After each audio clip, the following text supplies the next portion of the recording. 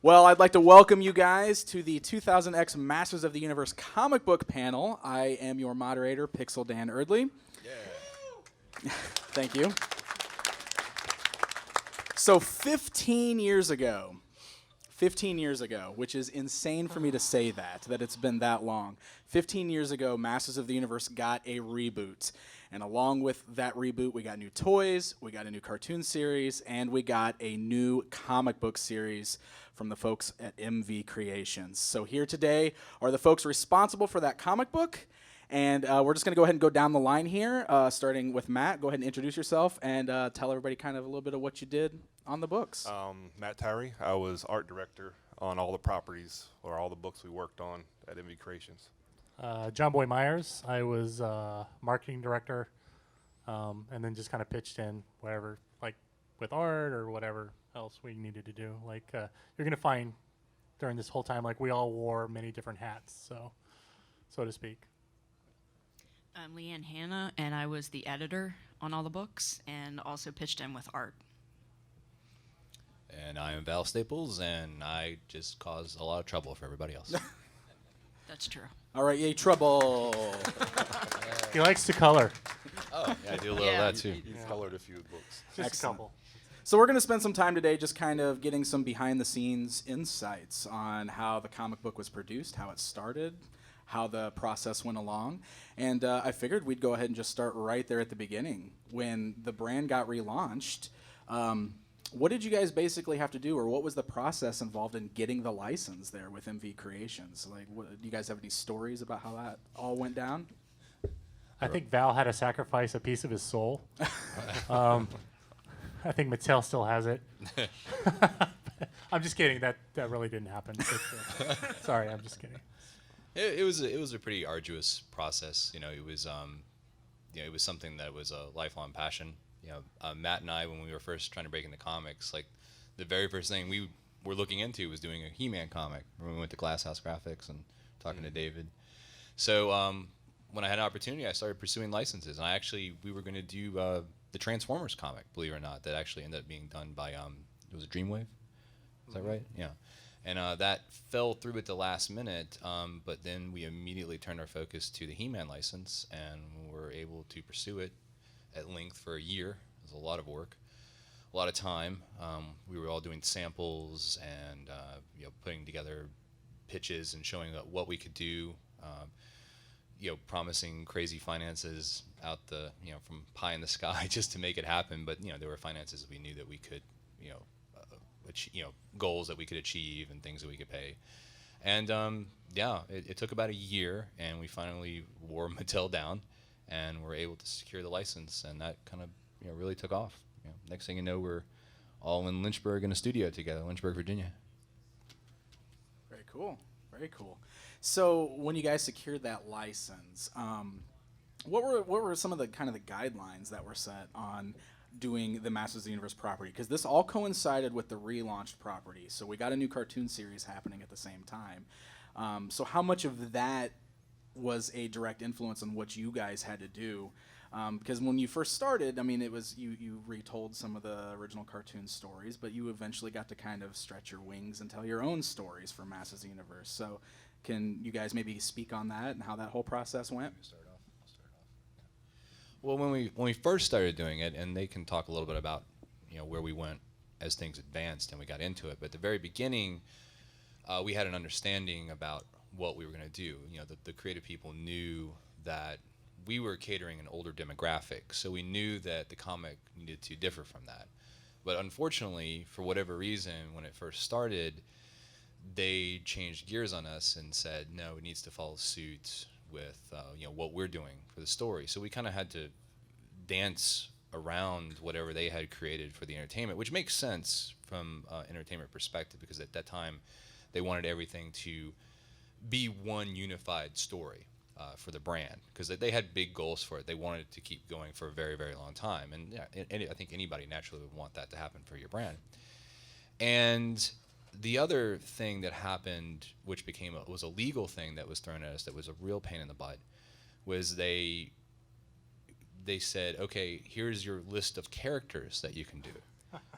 And it was like the first years worth of toys. I think that's all it was, and we're like, we can't do this, and we can't tell a story if we're strangled by these limitations. And we were able to reason with them and get more flexibility. But those first couple of volumes were kind of us, I guess just kind of paddling in the water until we could do something we really wanted to do. But Jonboy had some cool ideas. I mean, you can talk a little bit about the prequel, and then also the Faker story that didn't happen. That would have been awesome, actually. Like, it was just, I think that stemmed from a car ride. He dropped me off at the airport, and we were talking about it. And Val did a lot of writing, but he was always good about listening to other people's ideas. And I think, I can't even remember, we had talked about doing a Faker story where I think the evil man-at-arms comes through, and then turns out he's from Faker's world, and whatever happened to Keldor actually happened to, I think, Prince Adam.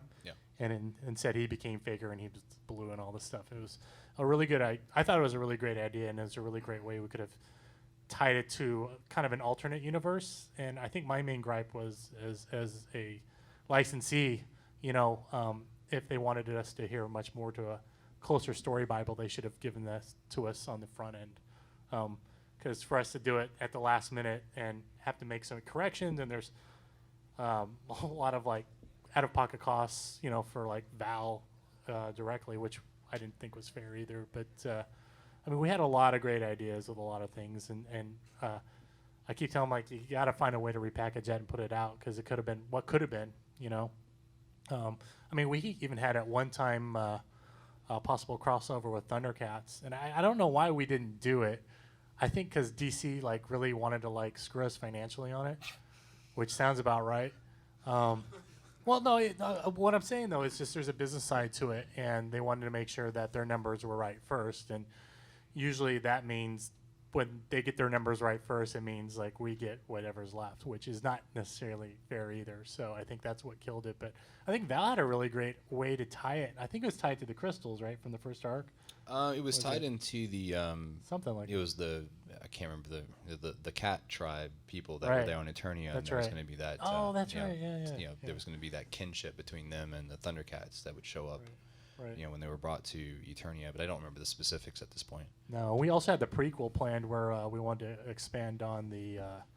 We had Marv Wolfman and J.J. Kirby working on it, where it was originally the pilot cartoon that you saw, done by Mike Wolf Productions. We wanted to actually tell the backstory to that, where it deals with Skeletor getting his powers from Hordak, and Hordak kind of like disappearing. Am I right? Something like that. Something like. It leads up to. You're right. Yeah. It leads up to the point where Skeletor is still Keldor, and trying to cement that relationship between that and his brother, the king. I can't remember the guy's name. Randor, there you go. So, and try to play up that dynamic, because you really don't get the villain's point of view a little bit. And I thought, we all thought it would be a really great way to kind of flesh that out a little bit, so you understand Skeletor/Keldor's motivations for wanting to take power and things like that. And sadly, I think that got killed too, right? Like, we got through. Marv wrote the first 3 issues of that 4-issue thing, and who was it? He said J.J. Kirby had started working on pages, and great looking pages. Yeah, I don't remember why it got squashed. To be completely, it was just one of those things that kind of fell through the cracks, and then we couldn't get back on it. Do you guys remember? I don't. I think was that towards the end. Yeah, well, we had started on it early, but we kind of had to put it on the back burner. Then towards the end, it just didn't flesh out. Yeah. I mean, because I remember reading Marv's scripts for it, and it was really, really nice. And the artwork coming in was really nice. Yeah. And keep in mind too, this is during the whole backdrop where the market was really starting to crash. We saw this really big upsurge, I think, with the comics market, where a lot of licensed comics like Transformers and G.I. Joe were doing really well, and our numbers were looking great. I think that kind of played into us. I think dialing back on that. Yeah. I don't know. I can't remember, but because I think we had a conversation about doing that and the one shots, and they were really great one shots. Because we had villains. First wave was villains, and next wave was supposed to be heroes. Supposed to be heroes, yeah. And I think we thought it would be better to point that into the one shots first, to flesh out the characters' backstories. I think maybe because of sales, we're like, do we want to do this? I can't remember. And of course, those one shots with the icons of evil, the evil characters. Right. That's also when cross-gen, that probably played into it as well. Well, yeah, there's that too. Which I feel kind of bad about that because I initially approached cross-gen just because numbers were changing, and I think our dynamic with image at the time was changing a little bit. So we had reached out to cross-gen, and a lot of the numbers they sent us were very cooking. Oh, they cooking the books or something or something. I don't It know. was. It looked really good. It looked really good. It looked really good, but then we found out later that that was all smoke and mirrors. And Yeah, when the checks Yeah. stopped coming, Yeah. or Yeah. don't ever come, I think. 'Cause I think we got one, right? And then it all went down the something toilet like after that. Yeah. So Yeah, and that did affect a lot of production on Yeah. things as well, because Yeah. we had always budgeted everything to a T. We had everything. We could have kept that comic going, and we were also transitioning into a design studio as well. Mm-hmm. And we were doing great. And that cross-gen thing really, because we had all our books at that point. So it happens. It's how it works. But we at least got to do, expand on some things because, I mean, Leanne, we got to explore Stratos. Yeah. Yeah, you went. Yeah. That was like a dream being able to do that. I'm really glad we got to fit that in before the series ended. But yeah, that was Stratos is my favorite character for anybody who doesn't know. So being able to Val wrote the story, and I drew it, and just being able to explore that character and Hawk and some of the backstory was really cool. It was And we were going to expand on characters as well, which is another place we ended up clashing with Mattel about being able to expand, because at that time, character guides, I think everyone in here that anything about comics knows that like DC and Marvel has their own character guides. Well, then Dreamwave had started to do one, I think, for Transformers. So we're like, well, it only makes sense to do that for He-Man, and that was going to be an area where we expanded to the audience that we wanted. And yeah, that got shut down after one issue because Mattel was very, very squeamish about it. But Matt, you got to enjoy, conversations about power stats and wonderful. Oh layout. yeah, doing all the layouts.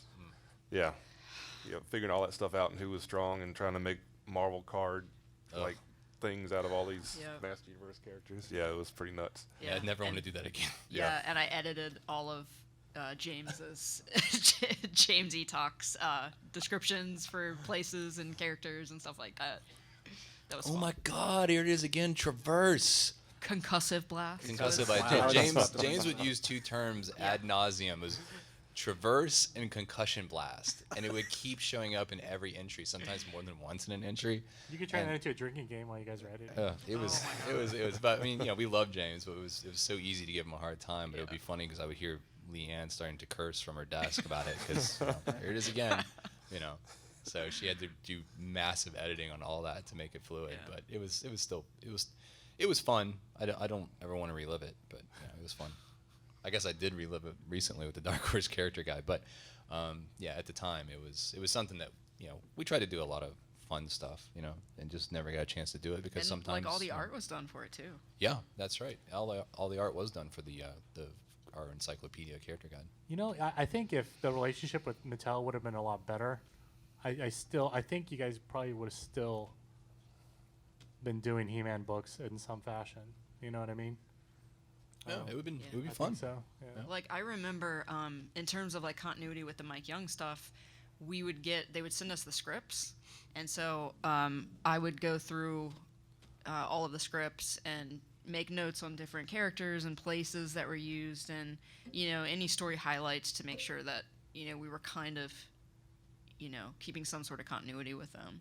And I think wasn't there a point where I know we couldn't use certain characters, but weren't we allowed to kind of put characters in there if we didn't say who they were or didn't give them names or something? Yeah, it got really strange towards the end because they had given us a little more freedom, but then towards the end of the license, unfortunately, as you all know, the 2002 toy line and cartoon were being wrapped up. So as a result, what happened is that Mattel wrapped up their licensing program, and they had branched out to have a boys licensing division because I think they were going to try to build on Masters to have more boys brands as they call them. And when that happened, they killed that department and rolled everything into the girls licensing department. And when you have a franchise that's now defunct in a department that handles Barbie and these massive properties, we went from being someone that communicate with them on a regular basis with some frequency to becoming the lowest priority, which is understandable. But for us, it was massively frustrating. And that resulted in us having to move forward and do things that we didn't necessarily have a final approval on, but we had to get things done because we had contractual obligations to get things out and make payments.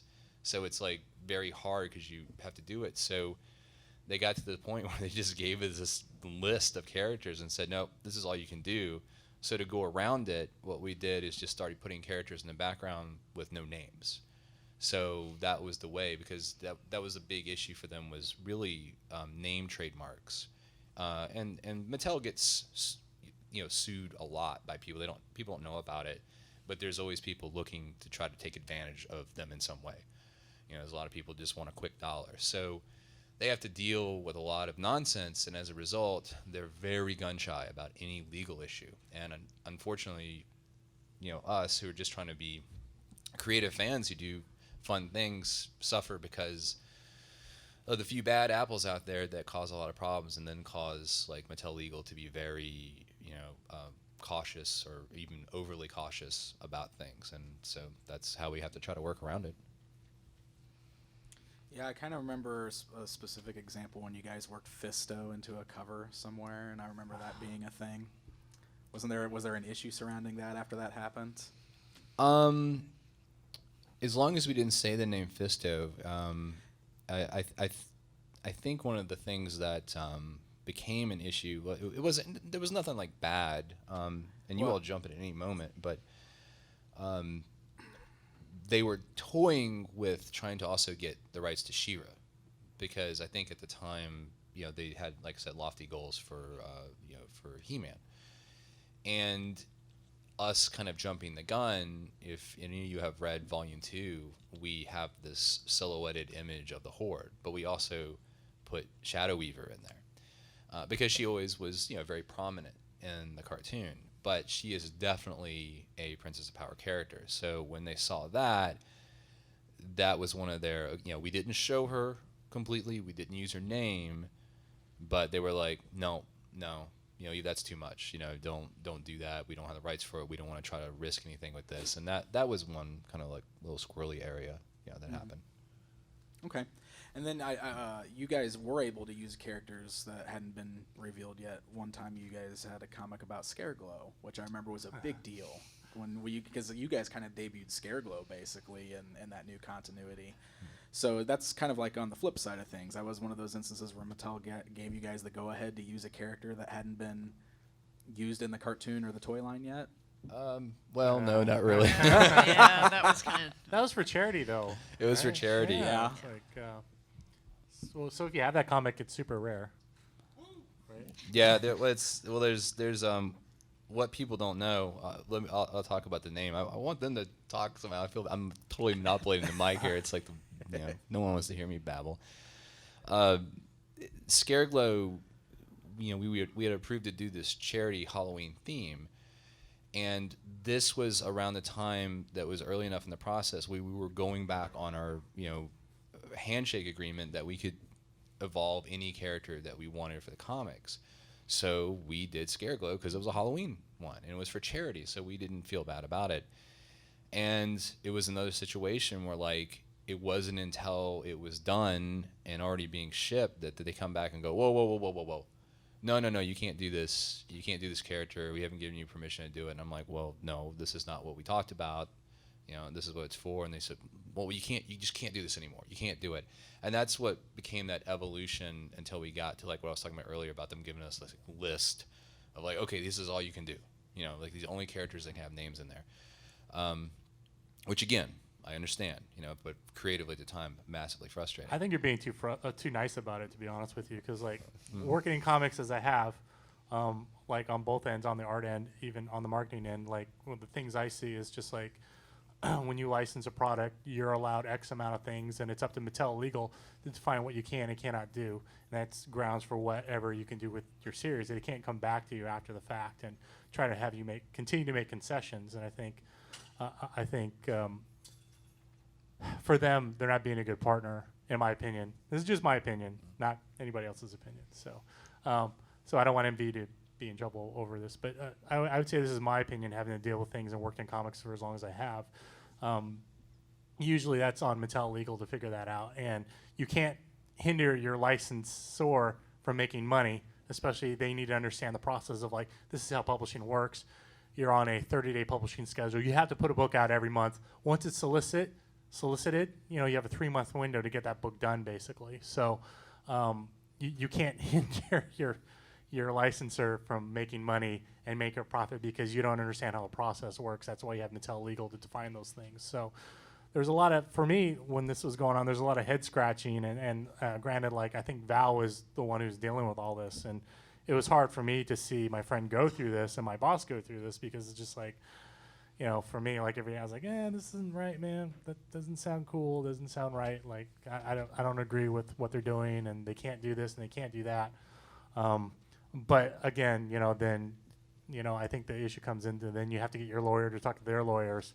And I think when that comes into play, I think a lot of it gets drawn out, and then you do have to cease, and you have to do all this stuff. And like, I honestly, I really do think, like, if Mattel Legal were a little bit more on the ball about it, and they understood how publishing works and what was required for us as a company in order to make money, to help them leverage their product better in front of consumers, and to tell stories in a way that's a lot cheaper than animation and toys, I think it would have been a real successful thing for them, and something they could have kept going with, instead of for them looking at something to where just because a toy failed and the cartoon failed because it couldn't find an audience, or if it kept moving around at Cartoon Network or whatever, you shouldn't totally close down the line for that. And I think that's what happens when you get a lot of execs who don't really understand the product. They don't understand how to market it, how the market actually works, and things like that. And I think some of the issues you see now is kind of reflective of what is going on with the company right now at large too. It's the same thing where they can't scale with the growing market. Just my opinion. Anyway. And on a side note, I'll tell you something about the Dream Halloween comic that I don't think is public knowledge at this point. What we did is, when we produced that, it was for the I think it was at the time it was the Keep a Child Alive Foundation, which I think is did I know that right? No, the Children Affected by AIDS Foundation. Something like that. Yeah, then it became Keep a Child Alive later. But what we did is we produced these comics for them that they would put in these gift bags that they would do as part of their charity auctions or donation packets that they would do for it. And what happened is we had to rush produce some of the Dream Halloween comics and get them done for the packet before we did a second run that came out to comic book stores, where we gave the proceeds as well to charity. But that batch that got rush produced is missing a balloon dialogue in it near the end of the story, which I believe is coming from Orko. So, like, if you read the story, in the regular edition, you're going to see it. But if you can find, there's only 500 copies of it, it actually will be missing a balloon dialogue, and they're extremely rare, and I have yet to ever see one pop up, anywhere. So. Oh, crazy! All right, get to hunting, guys. You'll make millions. Well, let's go ahead and switch gears a little bit and talk a little bit more about the artwork that was done in these books, with the redesigns of these characters that was brought forth. And it was all kind of based on what the Four Horsemen reimagined Masters of the Universe, and then that transferred over to the cartoon series and kind of became the new directive. So, as artists, what was that like for you guys, adapting to that new style, the much more detailed look of these characters? Can you tell us any stories about that whole process? I thought it was great. I was excited. I saw the designs. I about lost it, because we get all this stuff in all the time, and Val would have his little pegboard. He'd be like, "Hey man, check this out." I'm like, "What?" Because you can't show these. I'm like, "All right."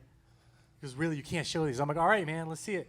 And like, they'd be all prototypes and stuff, and we just lose our minds. Like, "Oh my god, it's so cool!"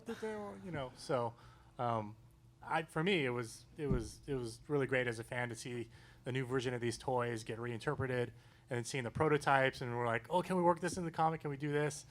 And Matt's like, I don't know. But I was super excited. I like the art that was coming in from Emiliano and Marco and Insa.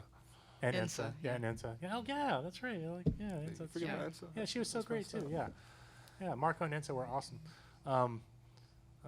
But I was super excited about it, and like having Matt always go through stuff and talk to him about art, it was always really cool too. That was a ton. That was a lot of Massive stuff. volume of art Yes. that came through there for Oh yeah. a few people to check over.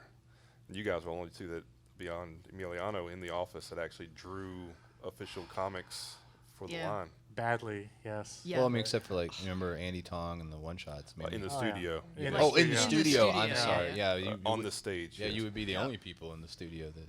Well, you know, Yep. you did a back cover. Yeah, okay. Yeah. So forget about that.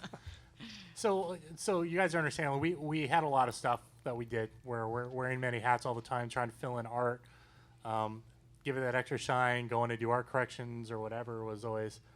It was a lot of work, and I felt like it was a lot of labor of love, especially given all like some of the woes that we had with with the cross gen or some of the problems with Mattel or whatever. But I mean coming in there every day, I mean we were really doing it because we loved to do it. I don't know. I did it for the money. Yeah. What was it? I mean, talk about the art direction, man. I mean, what was it Yeah. like having to go over some of the Yeah, stuff? what was it like? Yeah, it's 15 years ago, so it's a long time ago. No, it was all four of us loved He-Man as kids, so being able to look at this artwork and actually have control over it, and well, the unlimited leash we had, Yeah. our control that we had, but it was beautiful stuff. I mean, everybody who was working on it, handing in great stuff, made my job pretty easy actually, as a art director / art editor. I don't know, but yeah, I would do it again. Awesome. Yeah, I loved seeing. One of the things I loved was seeing the different artist styles. Their interpretations of these characters come in. It was really cool. Corey Walker's take on Triclops. Triclops. Didn't we have to scrap a lot of that, or like? Yeah, we did. Yeah, because Corey would keep The recurring scrapping. theme. Yeah, Oh, and it's it so was my gorgeous. job to call him and pester him. Like Corey, And I dude, felt looks so great. What's wrong bad. with you? Corey is an amazing Yeah. artist, He but really he is is, yeah. notorious for not meeting deadlines. Matthew And- Roberts, though, great too on Trap Shop. Yeah, too. Matt That's was great. that Yeah. was great. I mean, it's like he ended up not being able to do the interiors, but we had Carlos. It was a That's Peglione right. did it. Yeah, Yeah, that's Pagliano, right. That's right. I really wish that both Matt Roberts and Corey Walker had been able to do the interiors because both of those artists Oh, are I amazing know, guys. I know. But at least they got covers on there. So That's right. Yeah. If you guys only knew and saw half the stuff that would have went into production, or a lot of the art that would have went in, I mean, you guys would have been like totally geeked out. And I don't know if we're allowed to even show any of that. I don't. we probably could now. I think it's. You know, think so? something- Does yeah. Mattel even have anything to do with He-Man, or they? Oh yeah. They Oh. still do. They seem to be a little Oh yeah, more we love lax about it Mattel. now. They're great. Yeah. I mean, like a lot of people also don't know. I mean, we tried to explore a lot of different options, and I mean, we were even talking to at one point trying to get a cover from Frank, Frank Frazetta. Oh you know, really? Yeah, Oh, I didn't know that. It was because we were working through his son, and it was not too long after he had his stroke, and he was relearning to That's right. with his left right. hand. And he wanted to do it, but unfortunately he had to pass due to his health. But we were trying to get a lot of our dream artists and stuff Alex involved. Ross, I remember too. And that almost happened too. And they actually, if you look at the, that guy's too expensive. yeah, I'm gonna reveal a little secret here, because I think this is 10 years later we can talk about it. If you all have ever bought the BCI DVD sets, there's a black and white art card in there from Alex Ross. And that is actually his pencils that he was going to do for the cover for us. But there's a little secret to it, where if you look at it, it's vintage, but you can see some 2000X elements kind of floating in there, and that's because the whole thing was done in 2000X style, and Emiliano went in and patched pieces to be classics of the vintage style for the card, and people don't know that. So it was like this, secret, patch job that was done to make it fit to the. Don't tell Alex Ross that. Yeah, don't tell him. Yeah, don't tell him. Yeah, he's got awesome, a couple awesome prints coming out from Sideshow Art Prints anyway. So if you want to see his version of He-Man Skeletor, you get to do it. Good save. Good save. The Frank Quietly cover I actually really loved. Oh yeah. I wish we could have was got that great. a lot sooner. And man, like who else did we get? We got like Boris and Julie. We got Yep. a bunch of We people. had the legendary Drew Struzan. Yeah, Drew Struzan did one. Earl Norm. Can we talk about Earl the ones Moore. that didn't turn out? Like Sure, go for it. Louis Arroyo. Oh, the Louis Roy. Oh yeah, that was horrible, man. That. Go ahead. You want to talk about JB? Well, like there's nothing really to say. So Yeah, like, without being kind of. well, no, it's all right. It was garbage. It's okay. So in our opinion, it was. It was just like, dude, we can't publish this. We'd ruin your name. He's a fan. He's an amazing painter, and the stuff that we'd seen from him, that's why we wanted to do it. Right. And we went to him, his agent. He demanded a pretty pricey sum, and we paid half up front, and we get this from his agent, this piece, and we're like, oh, cool. Well, this is a great rough. We can't wait to see what the final looks like. A week later, And like Yeah. that is the final. we're like, what? That's all. This is crap. Yeah. I was just So like, we pay how much for this? oh, we didn't pay the rest of it. We're like, dude, we can't. Yeah, and, pay it. and Didn't the he agent. want money for changes or something? All types of stuff. And the agent's like, well, I'm keeping the money that you gave us as a kill fee. And it's like, what? But they're in another country, and it's just not worth chasing it as Right. a hassle. But it was Right. just, what a disappointment. I hate saying that because we have such respect for Louis Roy and his body of work. I didn't. I lost all respect. Well, I was like, man, don't hire heroes, man, because like, it was sad. It was pretty sad. Good Honestly, time for He-Man. well, you know what? I think if we would have done something that played to his strengths a little bit more, like maybe just like a female character or something like that. yeah. I think it would have been better. He wanted to do this big elaborate thing, and we're like, all right, well, we kind of like this right here that you do. It's easier. And he's like, no, I want to do this. I'm like, all right, well, have at it. But yeah, that was pretty disappointed. But Yeah. that was my bad too. I was like, oh man. It happens. You know. Well, that was like, man, let's not let that happen again. I was like, I know. But it happens. It Yeah. happens. Yeah. Well, you know what though? Like, we got a lot of great covers in from a lot of guys like Holly Hamner and Rob Haynes and Which didn't get used. which didn't get Yeah. used. Karan Grant. What other guys did? J. Scott Campbell did one too. Oh, that's right. Yeah, the massive one. That was awesome. Yeah. Um, I mean, we could sit here. There's a bunch to list. well, I got a cool story. You guys want to hear a cool Yeah, go story? for it. So I don't want to hog We the like mic cool or anything. stories. Hog it. No, All right. that's so, what they're here for. So like we got Boris and Julie to do a cover. So this is like years and years ago. I used to paint, and I met Boris at San Diego Comic-Con, and I was like, "Hey, can I show you my paintings, even though they're kind of bad?" I mean, I thought they were all right. I look at them now, like, yeah, they're not that bad. He goes, "Oh, I'm kind of busy. Come back in an hour." I was like, "Okay, sure, all right." So I came back in an hour, and he's like, "Oh, I'm still too busy. Come back in another hour." I came back in another hour. He goes, "No, I'll come back at the end of the day." I was like, "Okay." So I came back at the end of the day. I just wanted to show him my paintings. And then Julie came by and said, "It's time to go." He looked at me and she gave me a dirty look. I was like 18, and he's like, "Sorry, kid." He just walked away. I was all like, Oh. it was pretty sad. But then years later, like we were talking about people like, "Hey, I want to get Boris and Julie." I was like, "Yeah, all right, yeah. Let me call them up." So I did, and I was like, "Hey, you guys want to do a cover for us?" Like, yeah. I'm like, "All right." I didn't tell him though. He totally You should dogged have me been out. like, by the way. No, I should have done. I was like, "Yeah, do all this work." No, okay, yeah, we're gonna kill him. Sorry, dude. Sorry, man. No, I didn't want to do that. I thought, honestly, as a fan, like, there are certain things you just have to let go of. But it was really nice to actually still hire people that I looked up to when I was growing up and things like that, and be able to bring them in and, like, have them do a piece. They were really excited to do He-Man stuff. It was really cool. It's just, I didn't have the hard time. Like, yeah, years ago, like, I was this like 18-year-old kid, and you totally broke my heart. That's all right. though. So, I think to this day they don't know, but that's all right.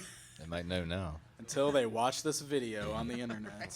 I don't think they care. Like, yeah, whatever. We got your money now. Don't matter. So, jumping back a little bit, talking about translating the action figures into artwork. You were talking about seeing the prototypes and everything early on. Out of curiosity, was there anything that you disliked from the designs of the Four Horsemen's sculpts that you just didn't like drawing? Anything that was too detailed? He-Man's sword. He-Man's sword? He-Man's sword was awful. Yeah. I think, didn't we make it 3D, or you made it 3D or something? Yeah, or we had images we twist and You had try a to, something, like, we they gave try out to to fake people. the 3D of it. Like, yeah. hey, man, don't draw. Here, use this thing that Matt had. And it was like, Well, I think Emiliano had a few of them, didn't he? yeah. Yeah, he made a few. Yeah. He probably did a SketchUp version of it or No, something. we and we traced took it. pictures too, though, right? We're Oh, like, we different had angles and 2D things like images that. of it. Yeah. yeah, it was yeah, it was. You had to do what you had to do with that crazy thing. Oh man, yeah, I hated that thing, man. It's like, Yeah, I mean, I remember Emiliano built several environments as well because he kept drawing the same different places. So he actually took Yeah. the time because, I mean, it was crazy some of the things that he would do because he drew so much detail into it, which was amazing.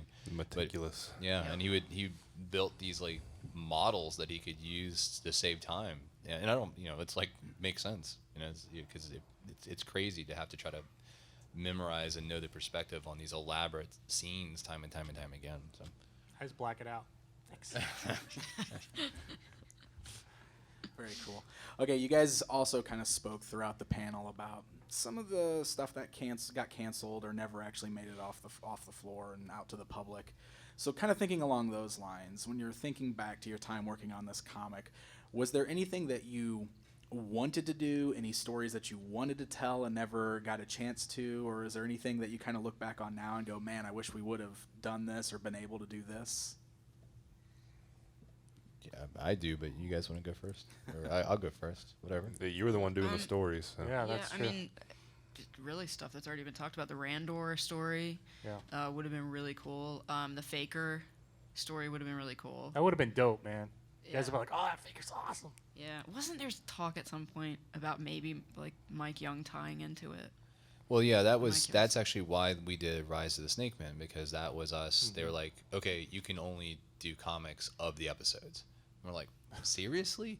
But we had to get something out, so that's what we did. We with the Rise of the Snake Man mini comic, we retold. I forgot the episode, 2 episodes, whatever it was. And I was just like, you know what? I'm gonna elaborate on the script however I want to. And I made some changes that I thought were better for comic format for the story that I thought worked better. And Andy Tong drew it, and he brought this great dynamic flow to it that just gave it so much energy. It was a lot of fun, but while it was going on, I went back to Mattel. I was like, yeah, we cannot do this anymore. We cannot just repeat episodes. We have to be able to do new content. And that's when we got to do Volume 3. And I had this story that I really, really wanted to tell.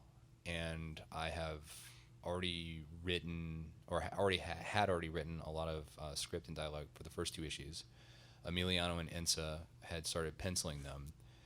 And that's when Mattel came back at that point with that, nope, here's your list of characters, this is what you do. And I was so frustrated at that point. I said, I'm done with this. Here, you guys just do what you want to do. And I'll guide you through it and do the approval process. So the Volume 3 that came out, I could kind of help with some of the plotting.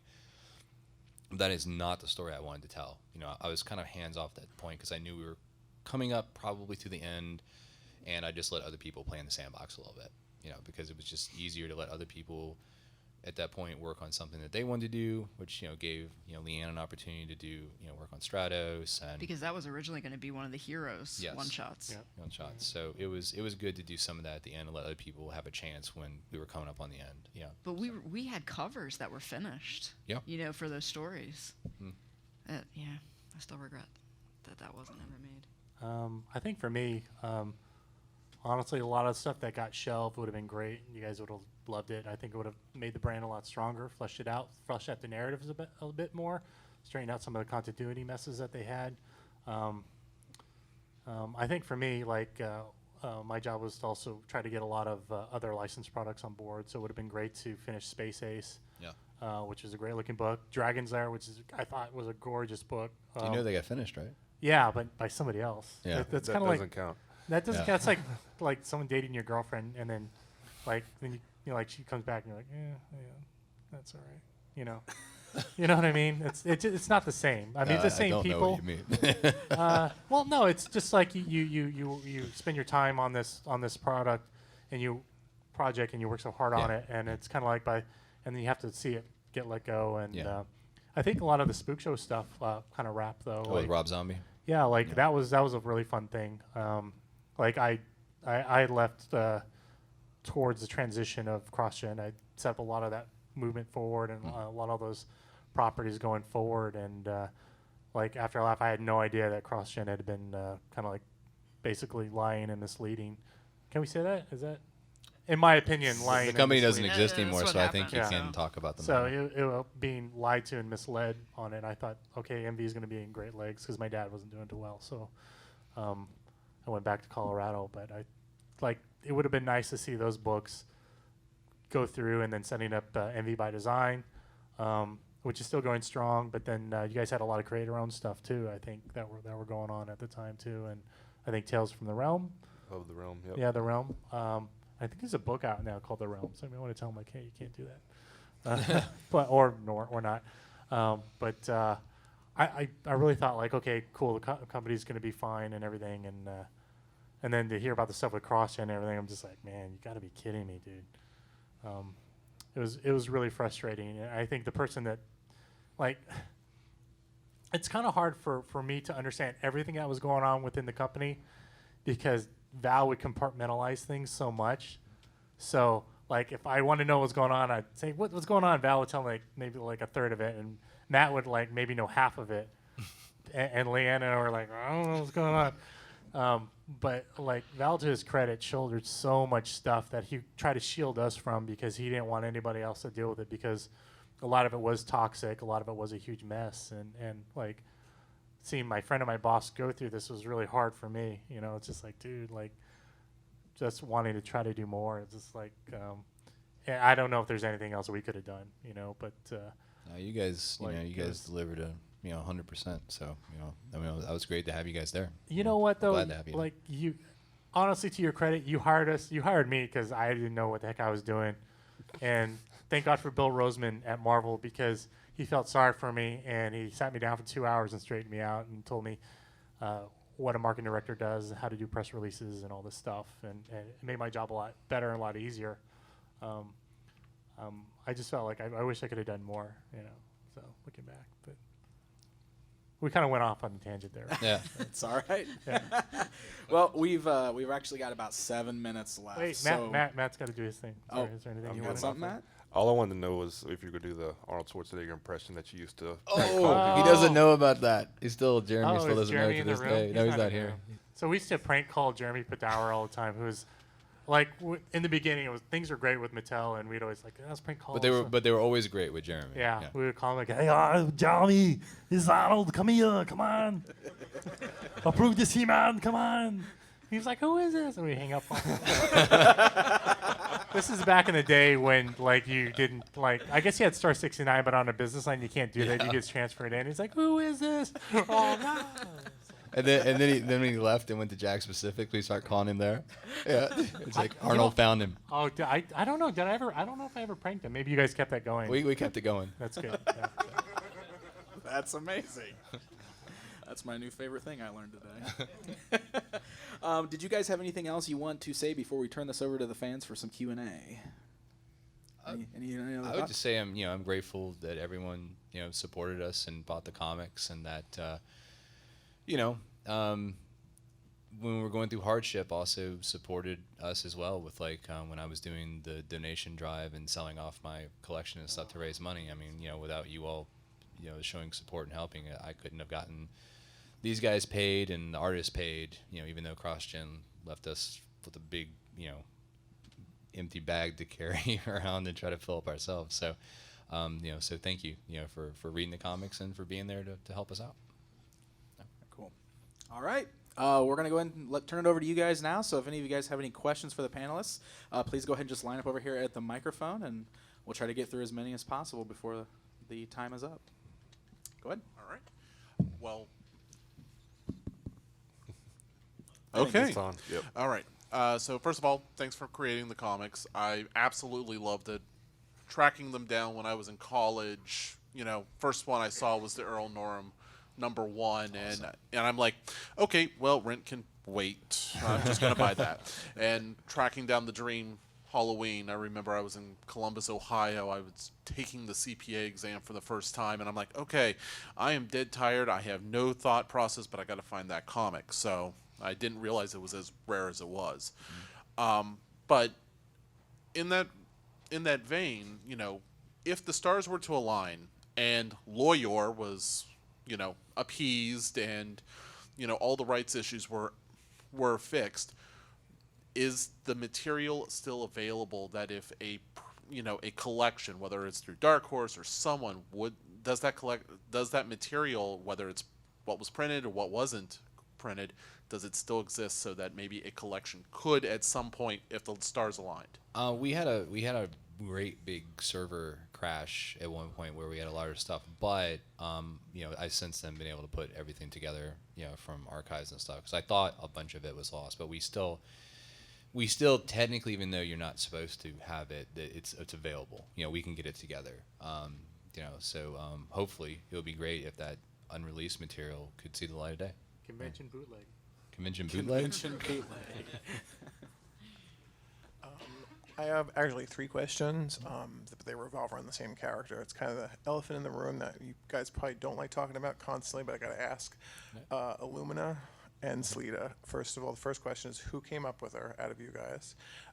Do you own the rights to her, or does Mattel still hold the rights to her? And possibly a future Paracon exclusive, Sleeta and Illumina with Super 7, maybe. I should address So those this are my 3 one. questions. With Illumina,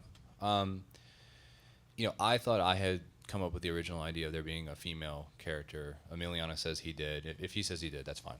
Because it's I don't really care about that.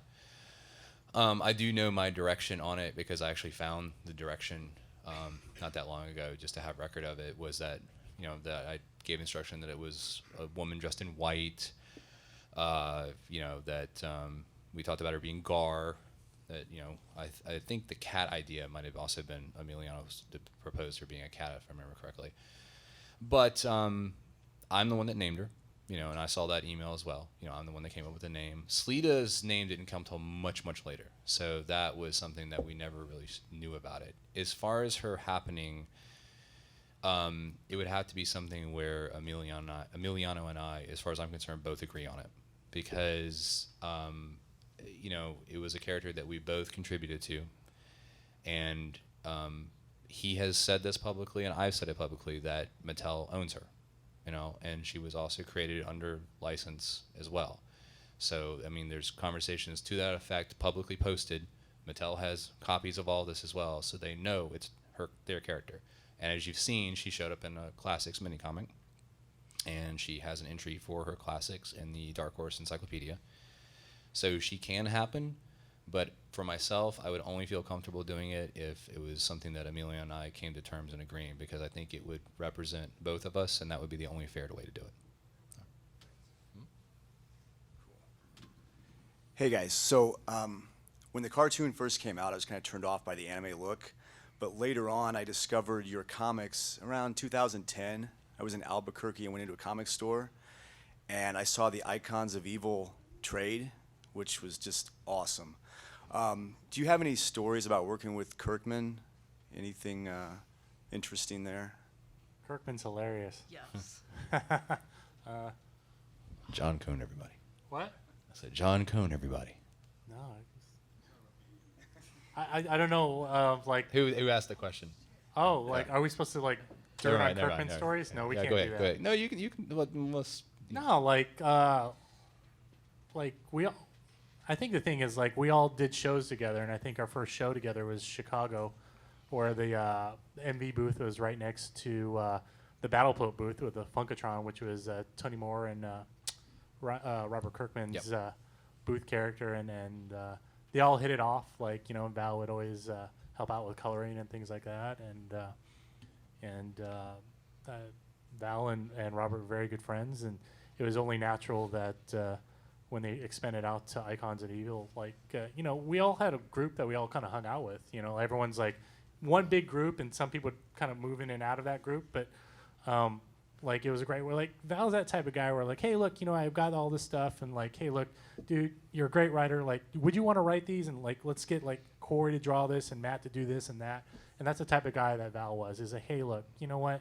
We know some talented people that really haven't quite gotten their break. Can we get these guys to do this?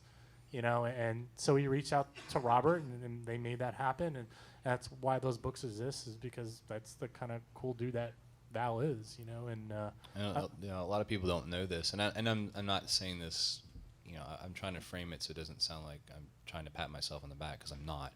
I care about my friends, and it was extremely hard for me when we had financial woes to have to. I mean, I'm gonna be frank. I had to cut their salaries for a little while, and that was I just sat there all day, you know, with a knot in my stomach, knowing I had to tell them when they came to the door this, you know. And you know, I always want to try to take care of my friends, and I've always done that for as long as I've lived, even to my own detriment, because that's just what I believe in. I believe in friends take care of each other. And when Robert did Icons of Evil, the reason Robert did a lot of these books is because Robert was trying to get his own books off the ground, Invincible and Walking Dead. And I was able to hire him on a bunch of things so he could pay his bills and work on something he liked while also getting his own properties off the ground. And you know, I was happy to do that for my friend. we got great books out of it. Yeah. Yeah, definitely. Oh, I had a question for Matt. So you wrote the power rankings for all the characters in the series, right? So you got all the inside info over who can kick whose butt in the Masters of the Universe. So if like Buzz Off was going to fight a loaded Fisto, question coming, I can tell. Yeah. who's going to win? Say Buzz Off Fisto. Do you remember that one offhand? Do we even get to Buzz Off? All I know is Stratos could take anybody. Oh, there we go. How high was Rio Blast? That's what because he has guns everywhere. I don't know if we got to Rio Blast. We might not have gotten to him. I can't remember. Was on that. Clamp Champ in there? I think he was. He's Yeah. got a big claw. It was something where we tried to balance things to where if somebody had more strength, you know, there would be something like agility on the other one that would, you know, because we wanted characters to be represented with, you know, so it wasn't somebody. I mean, there were people that we chalked down because they weren't so great, you know. Who? Zodak or No, Zodak was pretty high up. he's there. pretty open. He's a cosmic enforcer. Yeah. Him and the Sorceress both had like some know. high level ones, but I think they probably would have. Well, last question. Who is number 2 behind He-Man? That's what I really want to know. Stratos. Stratos? Oh gosh, I don't- Orko, man. Orko's awesome. Orko? It depends. Are you talking like just Does he have strength? feet? Were you talking just strength or? Well, it was a power ranking system. Right? Was it for cards? Well, I mean, is She-Ra included in this? Well, it had Not included. different Yeah, rankings personal like strength and agility and like you know. Was there overall power? Not like an overall power thing. No. It Okay. was just kind of balanced meters, so they had different strengths and different weaknesses. Okay, thank you guys. That was very, very enlightening. You're welcome. I want to know. Wait. Who is number 2 then, though? Yeah, did we get to number 2? We didn't get to who's number 2 behind He-Man. Whatever you want.